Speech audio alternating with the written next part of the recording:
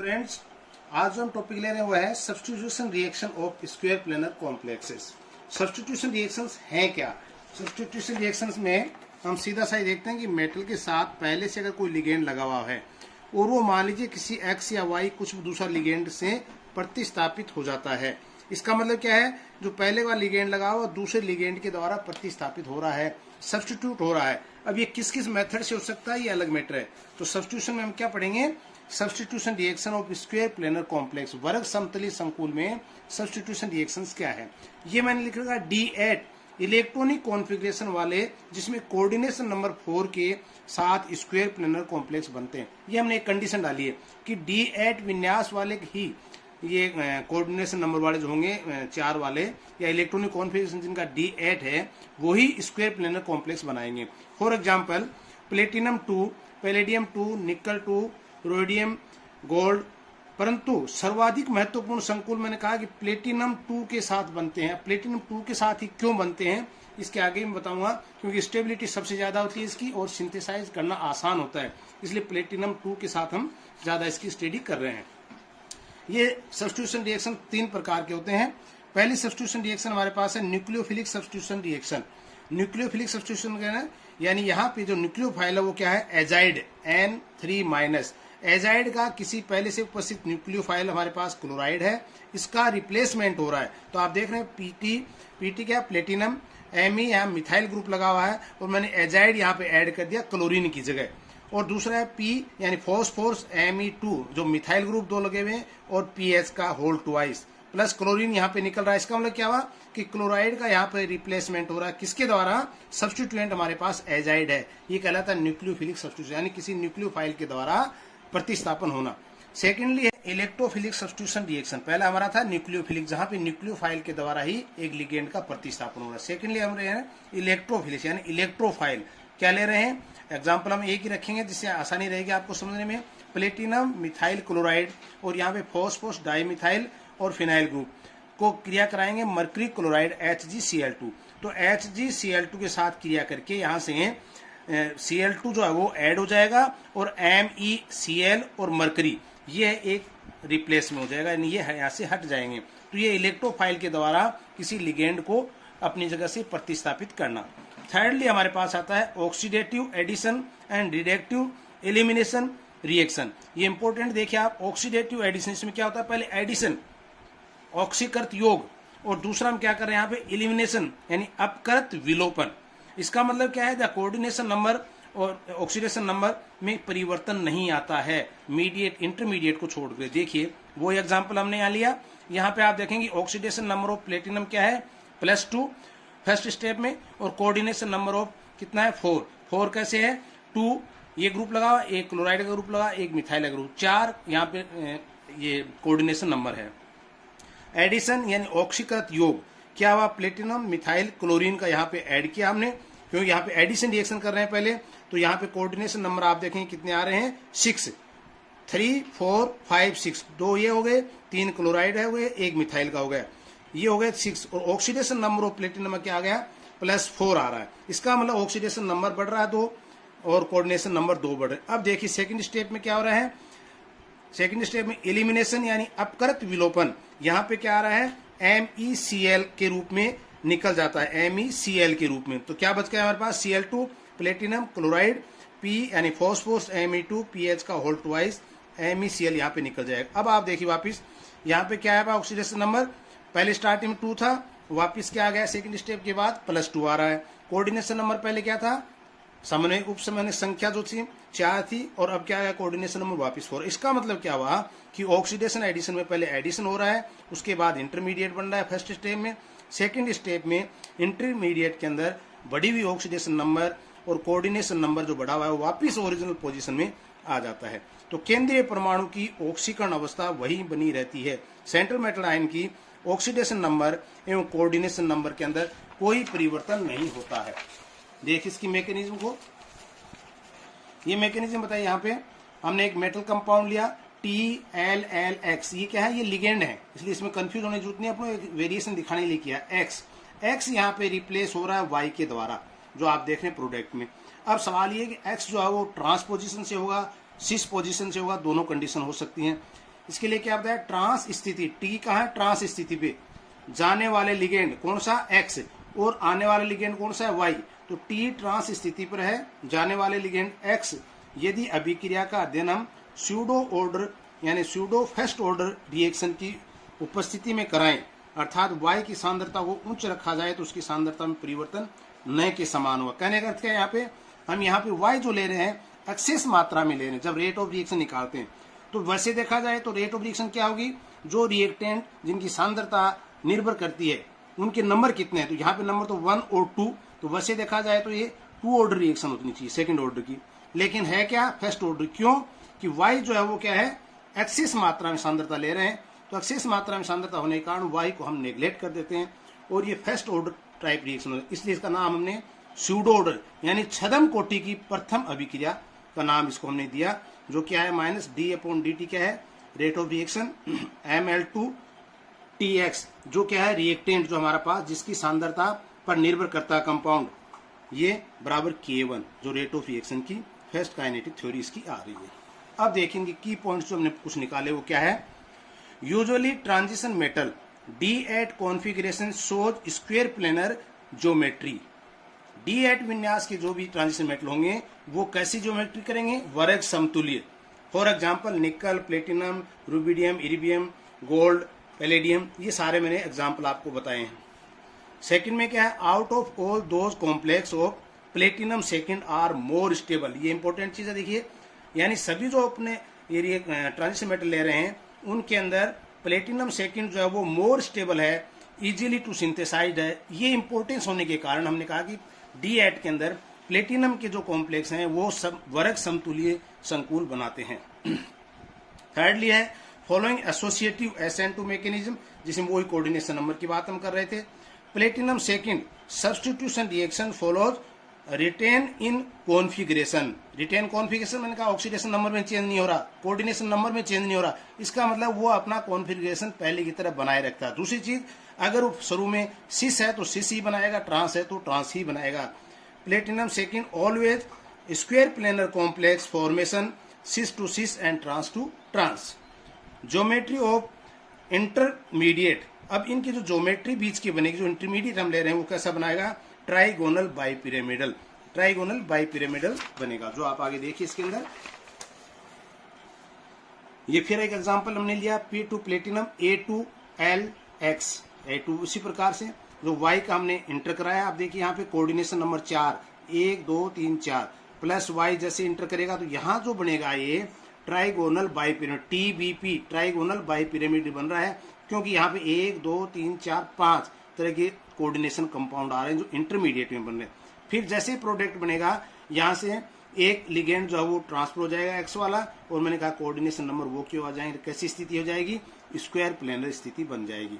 तो यहाँ पे अब देखिए जो चीज आ रही है, हम ट्रांस की बात कर रहे हैं कि ट्रांस इफेक्ट आखिर क्या है या लेवलाइजिंग इफेक्ट क्या कहलाता है। देखिए ट्रांस इफेक्ट का मतलब ये है, जैसे यहाँ पे एल और एक्स की हम बात करें, आप देखिए यहाँ पे एल और एक्स, एल लिगेंड है, एक्स दूसरा लिगेंड लगा हुआ, तो यहाँ पे जो वाई लिगेंड आएगा वो पहले से उपस्थित एल लिगेंड, उसका प्रभाव क्या होगा, वो वाई के लिए एक डायरेक्शन प्रदान करने वाला हो, वाई के लिए एक स्थान प्रदान करने वाला हो, तब वो कहलाता है ट्रांस इफेक्ट, वो अपना ट्रांस इफेक्ट दिखाएगा। जैसे यहाँ पे y को हमने x से रिप्लेस किया यानी L से T, इसका मतलब ये ट्रांस इफेक्ट है।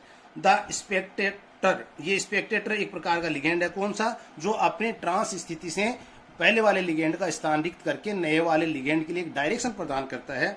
तो the spectator ligand which directs on incoming ligand to occupy the position trans to it called transposition directing ligand and this effect called is trans effect. So देखिए अब एक series बनाई गई है जहां पे हाई ट्रांस इफेक्ट से लेकर के हमने लो ट्रांस इफेक्ट तक की बनाई है।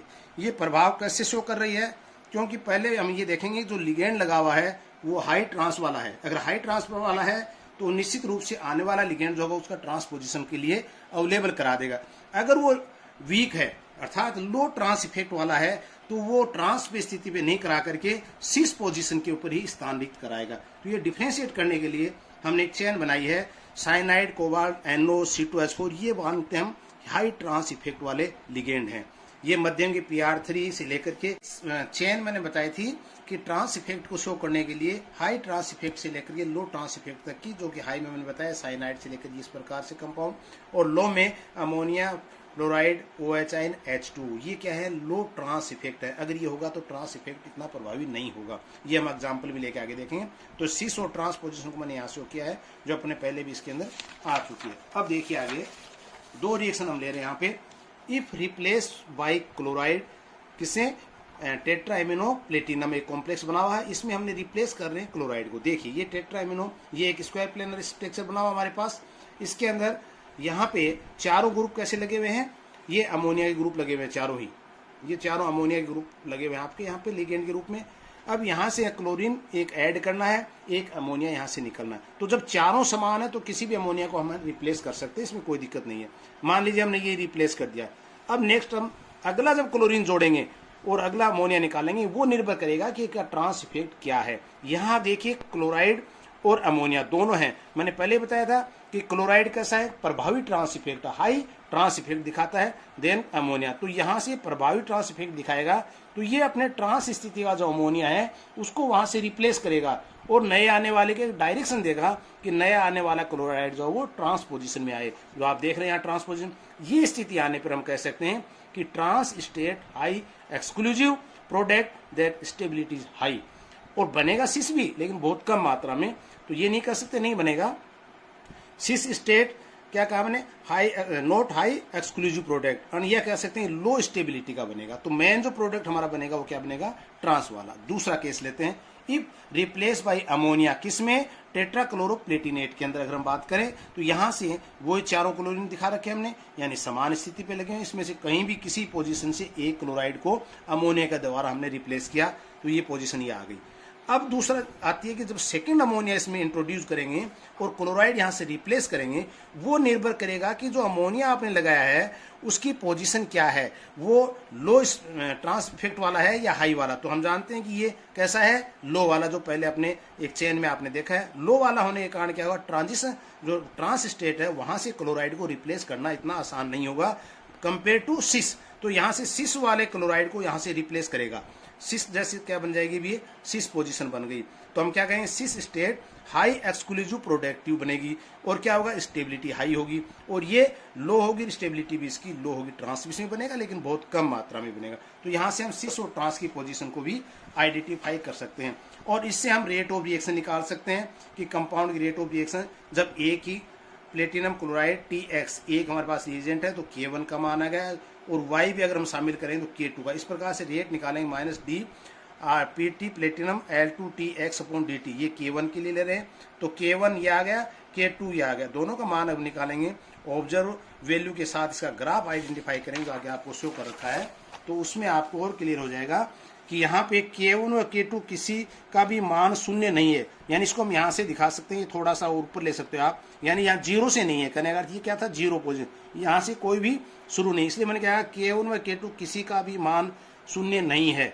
तो क्या है, कुछ लिगेंड आप देखेंगे कि K ऑब्जर्व वैल्यू के पैरेलल में आ रहे हैं, कुछ आपके यहाँ पे ट्रांस स्थिति पे आ रहे हैं, जैसे नाइट्राइट का है, NH2OH है, ब्रोमाइड है, इस प्रकार से। तो ये क्या शो कर रहे हैं, plot the rate constants K observe as function of nucleophile, यानी Y जो है ये न्यूक्लियोफाइल है सारे, जिसकी कंसंट्रेशन है nucleophile Y for reaction of trans. जैसे एग्जांपल हमने लिया प्लेटिनम डाइफिनाइल पायरिनाइड का chlorine second with different nucleophile in methanol at 30 degree centigrade के ऊपर मेथेनॉल में डिजोल्व करके जब हम डिफरेंट कंसंट्रेशन पे इसको लेते हैं तो ये ग्राफ इस प्रकार से शो करता है। We determine both K1 and K2 by carrying out reaction of variation concentration of Y। तो ये बीच में ग्राफ खींचने पे इस प्रकार का हमें शो होगा। अब देखिए इसमें रिएक्शंस के मध्य क्या क्या चीज आती हैं, एसोसिएटिव, इंटरचेंज एसोसिएटिव, डिसोसिएटिव और इंटरचेंज डिसोसिएटिव। देखिए एसोसिएटिव में क्या होता है, मेटल Y जहां पे हमने ऐड किया था बॉन्ड पूर्ण रूप से बनता है, कंप्लीटली बन जाता है, बाद में MX बॉन्ड टूटता है। इसका मतलब पहले फॉर्मेशन हो रही है MY की और उसके बाद MX बॉन्ड टूटता है। सेकंड क्या कहा, इंटरचेंज एसोसिएशन, यानी MY बन के पूर्ण रूप से बनने से पहले ही MX बंध का टूटना प्रारंभ हो जाता है। जो पहले से लिगेंड लगा हुआ है उसका टूटना प्रारंभ हो जाता है। लेकिन बंध में टूटने की तुलना में बंध की बनना अधिक महत्वपूर्ण, बंड फॉर्मेशन जो है, बॉन्ड फॉर्मेशन, वो ज्यादा इंपॉर्टेंट है इसमें। डिसोसिएटिव में इसमें MY बंध का बनना प्रारंभ होने से पहले MX बंध जो है पूर्ण रूप से टूट जाता है। और इंटरचेंज डिसोसिएशन में क्या होगा, इसमें MX बंध में पूर्णतः टूटने से पहले ही MY बंध का बनना प्रारंभ हो जाता है। यहाँ बंध के बनने की तुलना में बंध का टूटना अधिक महत्वपूर्ण है। तो देखिए आप, फर्स्ट और सेकंड में क्या था, बॉन्ड की सांद्रता और प्रवृत्ति पर निर्भर करता है, इसका मतलब ये।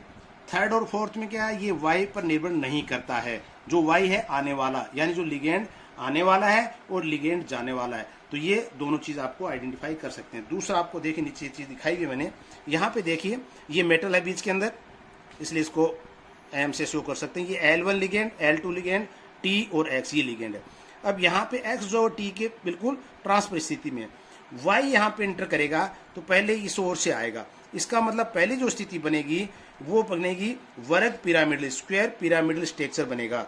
अब यहाँ से Y आ गया, X जो है उसके फिर अगले टर्म्स पे आ जाएगा, उसको बोलेंगे त्रिकोणीय द्विपिरामिड। कहने का अंतर, इंटरमीडिएट जो स्टेट बनेंगी वर्ग पिरामिडीय और त्रिकोणीय द्विपिरामिडीय बनेंगी। उसके बाद जैसे लास्ट स्टेज पे आएंगे तो Y की जो पोजीशन होगी वो X की जगह आ जाएगा, ट्रांसफर Y की X की जगह Y आ जाएगा और X जो यहाँ से निकल जाएगा। तो कहने का अर्थ क्या है यहाँ पे कि दो इंटरमीडिएट मध्यवर्ती बनते हैं, वर्ग पिरामिडी और त्रिकोणीय द्विपिरामिडीय स्थिति में प्राप्त होते हैं।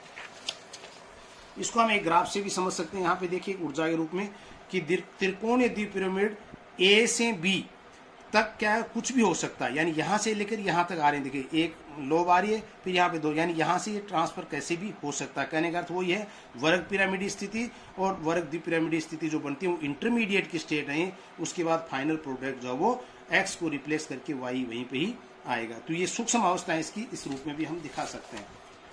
उसके बाद आता है substitution reaction of octahedral complex, यानी अष्टक फलकीय के अंदर प्रतिस्थापन अभिक्रियाओं को हम कैसे बता सकते हैं। यहाँ पे दो तरीके हैं, SN1 टाइप और SN2 टाइप की रिएक्शन की बात करेंगे। तो पहले अपन देखेंगे सब्स्टिट्यूशन रिएक्शन ऑक्टाहाइड्रल में क्या होता है।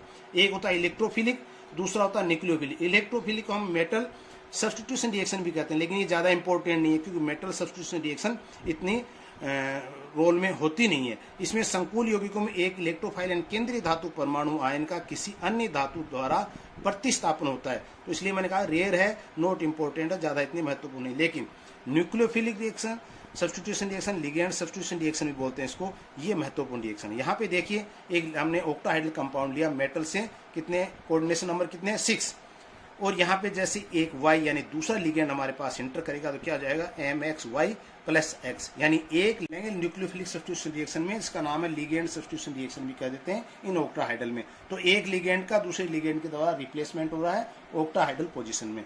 पहला हमारे पास है SN1 जो कि देखिए सिंबल से संबोधित है, यूनिमोलिकुलर या डिसोसिएटिव मैकेनिज्म। यूनि मतलब एक, इसका मतलब SN1 नाम क्या हमारा कि जो रिएक्टेंट से प्रोडक्ट बनता है और जो प्रोडक्ट बनने में रिएक्टेंट की कंसंट्रेशन कितने मॉलिक्यूल उसमें काम में आ रहे हैं, एक मॉलिक्यूल काम में आ रहा है, दो मॉलिक्यूल काम में आ रहा है, उसके ऊपर निर्भर करता है यूनिमोलिकुलर है या बाईमोलिकुलर है।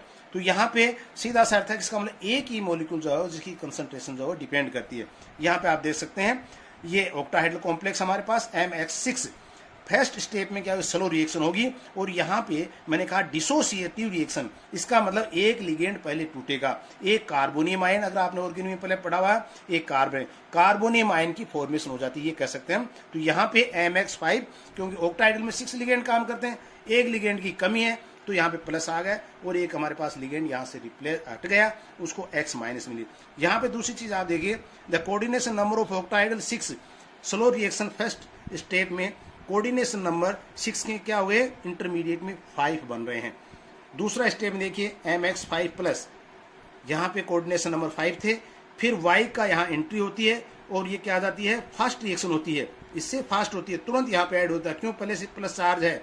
तो MX5Y यानी वही ऑक्टाहाइड्रल लिगेंड बन गया और वापस कोऑर्डिनेशन नंबर जो प्रारंभ में 6 थे वही कोऑर्डिनेशन नंबर क्या आ गए, 6 बन गए। तो इसका मतलब इंटरमीडिएट में कोऑर्डिनेशन नंबर क्या हो रहा है, 5 हो रहा है। तो रेट ऑफ रिएक्शन क्या आ जाएगी, K1 MX5Y, ये रेट ऑफ रिएक्शन, इसी क्योंकि ये मध्य का आ रहा है तो इसका मतलब SN1 एक ही के ऊपर रिएक्शन जो निर्भर करती है आपके प्रोडक्ट में, रिएक्टेंट में, तो ये कहलाता है K1 MX5Y। अब देखिए यहाँ पे इसको समझने के लिए ये ऑक्टाहेड्रल पोजीशन हमने ली थी M X X X X और X Y। यहाँ पे मैंने कहा ये हमारे पास एक ऑक्टाहेड्रल जिसका कोऑर्डिनेशन नंबर 6 है। अब देखिए यहाँ पे दो पाथ हैं, एक में मैंने कहा स्लो प्रोसेस में क्या कर रहे हैं, हम y को निकाल रहे हैं, इसका मतलब y यहाँ भी निकला यहाँ भी निकला, तो दो प्रकार के कंपाउंड बन रहे हैं। क्या, एक बन रहा त्रिकोणीय द्विपिरामिडल ट्राइगोनल बाइपिरामिडल जिसमें कोऑर्डिनेशन नंबर 5 है, 1 2 3 4 और 5। दूसरा बन रहा वर्ग पिरामिडल जिसमें भी कोऑर्डिनेशन नंबर 5 है, 1 2 3 4 5। पर अंतर क्या है, ये ट्राइगोनल बाइपिरामिडल बन रहा है, ये वर्ग पिरामिडल बन रहा है। अब दोनों से ही अगर हम प्लस जेड करेंगे तो जेड की एंट्री होगी और यहां से ये आपके पास क्या प्राप्त हो जाएगा, वापस अष्टक फलकीय संकुल MX5Z प्राप्त हो जाएगा जिसका कोऑर्डिनेशन नंबर 6 है। तो फर्स्ट स्टेप क्या था, dissociation of octahedral complex. Second क्या था, addition of upcoming ligand for Z. इसके बाद आता है SN2 टाइप्स रिएक्शन यानी बाई मोलिकुलर रिएक्शन। यहाँ पे कंसंट्रेशन जो है वो दो रिएक्टेंट के ऊपर निर्भर करेगी। देखिए MX6 octahedral plus Y, slow process हुआ MX6Y जहां पे कोऑर्डिनेशन नंबर 7। देखिए अंतर इतना आ रहा है, SN1 में क्या क्या था, कोऑर्डिनेशन नंबर 6 से इंटरमीडिएट कोऑर्डिनेशन नंबर 5 बना था, बाई पिरामिडल और वर्ग स्क्वायर पिरामिडल, दो प्रकार के इंटरमीडिएट बने थे। यहाँ पे क्या है ऑक्टाहेड्रल में SN2 में कोऑर्डिनेशन नंबर 6 से शुरू करते हैं, लेकिन इंटरमीडिएट जो है वो क्या बन रहा है, कोऑर्डिनेशन नंबर 7 का बन रहा है और यहाँ पे पेंटागोनल बाइपिरामिडल स्ट्रक्चर बनेगा। इतना अंतर आपको याद रखना है। पहले स्टेप में लिया तो इंटरमीडिएट हमारे पास MX6Y बना। अब ये रिएक्शन फास्ट रिएक्शन होगी क्योंकि यहाँ से एक लिगेंड बढ़ गया, तो बढ़ने से लिगेंड में हलचल ज्यादा हो जाएगी, तो एक लिगेंड जैसे यहाँ से रिप्लेस होगा तो MX5Y वापस कोऑर्डिनेशन नंबर 6 प्राप्त हो गया और ये हमारे पास ऑक्टाहेड्रल पोजीशन बन गई। तो यहाँ पे जो K का मान निकाल रहे हैं साम्यावस्था का, वो K क्या हमारे पास, rate of reaction MX6 reactant plus Y, यानी दोनों की कंसंट्रेशन यहाँ पे निर्भर करेगी, प्रोडक्ट के ऊपर डिपेंड है। तो दोनों ही कंसंट्रेशन है तो एक मोलिक्यूल, इसका मतलब क्या होता है, बाई मोलिक्यूल रिएक्शन कहलाती है। दूसरा एग्जांपल एक और भी दे रखा जेड से, ये भी आप देख सकते हैं। नीचे देखिए आप, ये कोऑर्डिनेशन नंबर 6 का कंपाउंड उन्होंने बना रखा है, स्लो रिएक्शन हो रही प्लस जेड। तो यहाँ पे ये ऑक्टाहेड्रल से पहले pentagonal bipyramidal PBP pentagonal bipyramidal intermediate बनता है जो कि फास्ट रिएक्शन होगी, वहां पे Y रिप्लेस हो जाएगा Z के द्वारा और वापस ऑक्टाहेड्रल पोजीशन बन जाएगी कोऑर्डिनेशन नंबर 6 की। इस प्रकार से ऑक्टाहेड्रल कॉम्प्लेक्स के अंदर दो टाइप की रिएक्शन और देख सकते हैं, एक होता है हाइड्रोलिसिस रिएक्शन, एक होता है एनेशन रिएक्शन, एनेकरण। हाइड्रोलिसिस यानी जल अपघटन, इस क्रिया में क्या होता है, लिगेंड जो पहले से कोई भी उपस्थित है वो H2O या OH आयन के द्वारा रिप्लेस हो रहा है। जैसा कि एग्जांपल में आप देख सकते हैं, पेंटामिनो क्लोराइड कोबाल्ट का एक कॉम्प्लेक्स हमने लिया, H2O के साथ अम्ल की प्रजेशन में रिएक्शन कराते हैं तो क्लोरीन जो है वो रिप्लेस हो जाता है किसी वाटर मोलिक्यूल्स के द्वारा और क्लोराइड के रूप में निकल जाता है। तो इस प्रकार से क्या हुआ, रिप्लेस बाई क्लोरीन किसके द्वारा, H2O के द्वारा या OH के द्वारा भी दिखा रखा नीचे, क्षार की उपस्थिति में OH आयन भी रिप्लेस कर सकता है क्लोराइड को। तो ऐसी रिएक्शन जो होंगी वो क्या कहलाएंगे, हाइड्रोलिसिस रिएक्शन, जल अपघटन टाइप रिएक्शन। दूसरी होती है एनेशन, एनेकरण रिएक्शन। इसके अंदर पहले से उपस्थित H2O या OH लिगेंड के रूप में है जो कि किसी अन्य लिगेंड के द्वारा रिप्लेस हो जाते हैं। तो इस प्रकार से ये एनीकरण रिएक्शन कहलाती है। Thank you.